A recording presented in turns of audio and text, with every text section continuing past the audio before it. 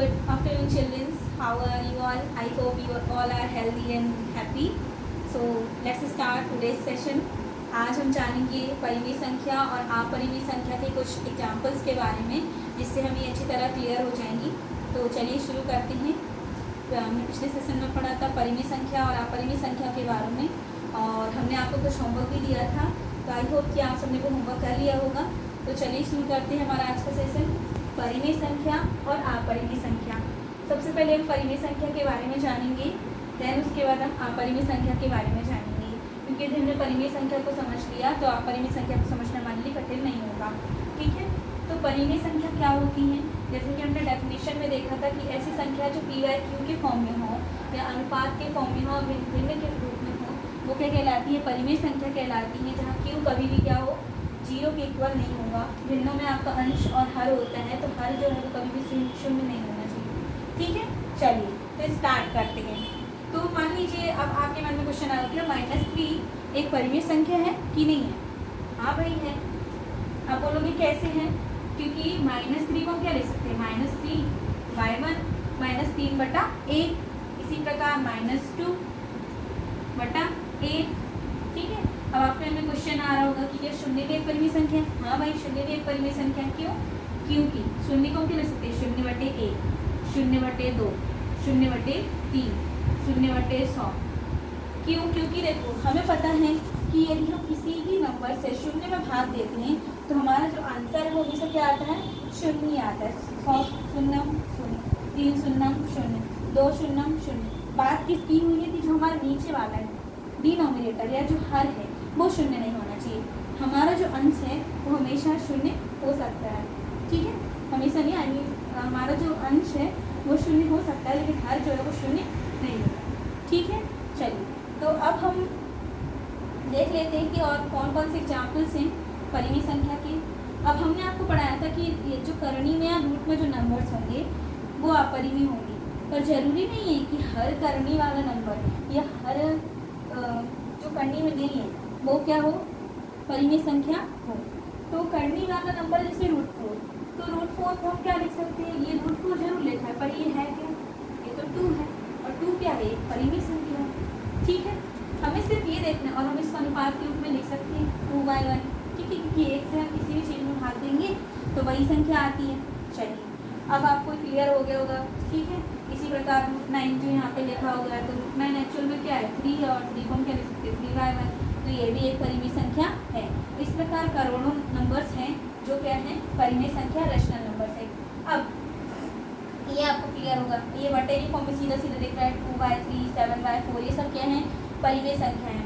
अब ये भी क्या है? परिमेय संख्या है. ये मिक्स फ्रैक्शन है, ये मिश्रित भिन्न है. ठीक है. इसको हम कैसे करते हैं? 4 दूनी 8, 8 में 1 जोड़ा तो 8 में 3 जोड़ा तो 11. तो ये क्या हो जाएगी? 11/4. तो ये भी है ना p/q के रूप में. तो ये भी क्या हो गई? एक परिमेय संख्या. ठीक है. अब यहाँ तक आई होप आप लोगों को कोई प्रॉब्लम नहीं होगी कि परिमेय संख्या कौन सी होती है. अब मान लीजिए आपको कोई ऐसा नंबर मिल जाए. अभी हमने आपको बताया था ना कि डेसिमल फॉर्म में यदि आपको कोई नंबर्स मिल रहे हैं तो वो क्या होंगे? अपरिमेय होंगे. लेकिन डेसिमल में भी कुछ नंबर्स ऐसे होते हैं जो क्या होते हैं? परिमेय संख्या होते हैं. कैसे? जैसे मान लीजिए आपके पास डेसिमल में रिपीटिंग और नॉन टर्मिनेटिंग, ये नंबर क्या हो रहा है? यहाँ पर रिपीट हो रहा है, और ये कैसा है? नॉन टर्मिनेटिंग, यानी कि अशांत है. ठीक है. और कैसा है? रिपीट हो रहा है. ठीक है. बार बार आ रहा है. अपन इसमें क्या लगा देते हैं? जैसे 1.444 अप टू सो ऑन. तो इसमें हमने 4 में क्या लगा रखा है? बार लगा रखा है. 1 पॉइंट हम इसको क्या लिख सकते हैं? 4 का बार.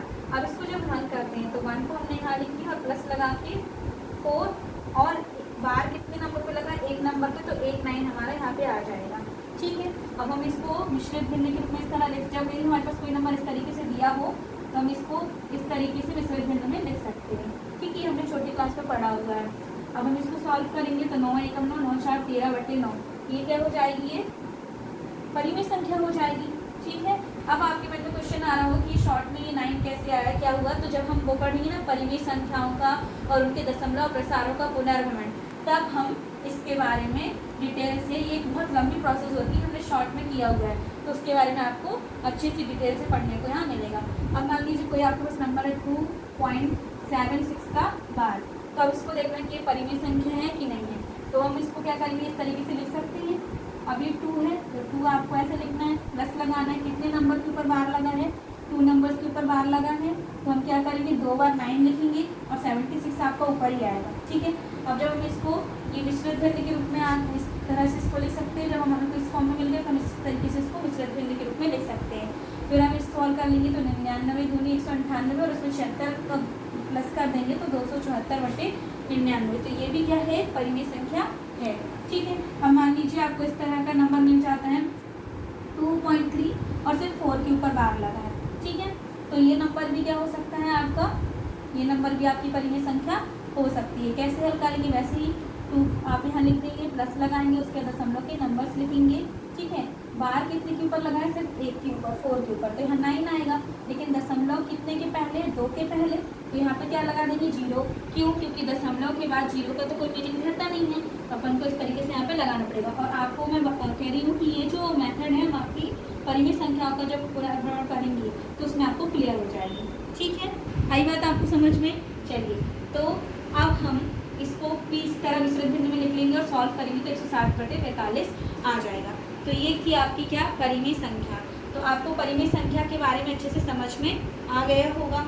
अब मान लीजिए आपसे मैं क्वेश्चन करते हैं, हाँ, अब हम जान लेते हैं अपरिमेय संख्याओं के बारे में। तो अपरिमेय संख्या क्या है, जो p/q के रूप में ना हो। ठीक है, मतलब इसकी पहचान क्या होगी, अब जैसे √2, तो √2 क्या है, जब हम इसको सॉल्व करते हैं तो ये देखिए इस फॉर्म का मिलता है, नॉन टर्मिनेटिंग और नॉन रिपीटिंग फॉर्म मिलता है। कैसा फॉर्म मिलता है, नॉन टर्मिनेटिंग और नॉन रिपीटिंग फॉर्म। यहाँ देखिए 4, 1.4, 1, 4, 2, 1, 3, 5, 6, 2, 3 अप टू सो ऑन, ये चला जा रहा है, ना ये खत्म हो रहा है और ना ही इसके नंबर रिपीट हो रहे हैं, ना ही कोई पैटर्न बन रहा है। ठीक है, same as √3, same as √5, same as √8। और पाई भी क्या है, एक नंबर है, 22/7 हम इसका यूज़ करते हैं ना, उसमें जब हम सर्कल का एरिया निकालते हैं तो ये भी क्या है, एक प्रकार का नंबर है जो कि क्या है, नॉन टर्मिनेटिंग और नॉन रिपीटिंग है। इसी प्रकार ई भी एक नंबर है जो आपको अभी आई थिंक सो अभी नहीं आया होगा, 11th क्लास तक आपको आ जाएगा ई। ठीक है, तो ई भी एक क्या है, नंबर है जो कि नॉन टर्मिनेटिंग और नॉन रिपीटिंग। तो ऐसे नंबर्स जो कैसी हो, जो बार बार रिपीट नहीं हो रहे हो और अशांत हो रहे हो, तो वो क्या होते हैं, वो कहलाती है अपरिमेय संख्या। अब आपको यहाँ पे कंफ्यूजन बन रही होगी, तो सिर्फ आपको ये देख लेना है कि परिमेय संख्या में हम क्या देखेंगे कि कोई ना कोई पैटर्न बनना चाहिए। जैसे यहाँ पैटर्न बन रहा था 3 है, उसके बाद 4, 4, 4, मान लीजिए कोई ऐसा नंबर है 5.1234, 1, 2, 3, 4। ठीक है, तो ये क्या हो जाएगा, आपकी परिमेय संख्या हो जाएगी। इसी ये इस तरह। और यदि मान लो ऐसा भी है 1.234, 1.234, तो ये तो टर्मिनेटिंग है, वैसे भी दशमलव के फॉर्म में पूरी सॉल्व भी हो पा रही है, तो ये क्या है, ये भी एक परिमेय संख्या है। सिर्फ आपको परिमेय को चेक करने के लिए दशमलव फॉर्म में ये करना पड़ेगा कि आप ये देख लें कि कहीं कोई पैटर्न तो नहीं बन रहा है। जैसे कि मान लीजिए ये नंबर है 65.346, ये है, इसके बाद क्या हो रहा है, ये हमारा ये चीज़ लिखनी पड़ेगी 1, 2, 3, 1, 2, 3, 1, 2, 3, ये क्या हो रहा है, रिपीट हो रहा है। तो ये क्या कहलाएगी, आपकी परिमेय संख्या। और आप परिमेय में सिर्फ आपको ये ध्यान रखना है कि ये जो नंबर्स है वो बार बार रिपीट नहीं होती और आगे चलते जाती है, ये अशांत नहीं, ये अशांत रहती है, शांत नहीं रहती। ठीक है, मतलब कि ये पूरी सॉल्व नहीं हो पाती। ओके, आया आपको समझ में। तो आई होप कि आपको परिमेय संख्या और अपरिमेय संख्या के बारे में अच्छे से समझ में आ गया होगा। अब हम चलते हैं कि वास्तविक संख्या क्या कहलाती है, जो कि हमारे चैप्टर का नाम है और हमारा टॉपिक भी था। तो सभी परिमेय और अपरिमेय संख्याओं को हम क्या कहते हैं, वास्तविक संख्या कहते हैं। सभी परिमेय व अपरिमेय संख्याओं को हम वास्तविक संख्या, सभी परिमेय और अपरिमेय संख्या को क्या कहते हैं, वास्तविक संख्या कहते हैं। और अंग्रेजी में हम इसे क्या कहते हैं, रियल नंबर्स। अंग्रेजी में क्या कहेंगे, रियल नंबर्स। ठीक है, आया आपको समझ में। तो आई होप कि आपका जो चैप्टर का नाम है और जो हमारा पहला टॉपिक है वास्तविक संख्या, वो आपको एकदम क्लियर हो गया होगा। यदि इसके बाद भी आपको कोई क्वेरी है, कोई डाउट है, तो आप हमें बताएंगे। आपका होमवर्क यही है कि आज जो भी हमने पढ़ाया उसको आपको रिवाइज करना है और इससे रिलेटेड कुछ एग्जाम्पल्स 2-3 एग्जाम्पल्स आप परिमेय और वास्तविक संख्या के आपको हमें बताने हैं। थैंक यू सो मच बच्चों।